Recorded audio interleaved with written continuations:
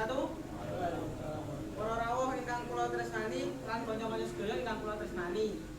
Sepisan marilah kita ngaturaken panuwun dhumateng Gusti Allah Subhanahu wa taala awit saking rahmat lan hidayahipun kita saking mlumpuk bebarengan ing papan punika kanthi sehat lan kebahagiaan. Para rawuh ingkang kinurmatan ing urip bebayan tepa slira punika kalebet sifat ingkang wigati sanget.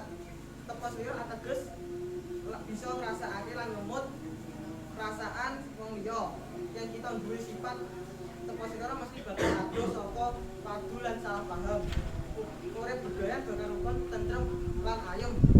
Mula saka kuwi ayo padha nglaksanani tepa slira wiwit saka perkara alit kayata ngajeni kanca, nulungi wong tuwa lan ora ngremehne wong liya.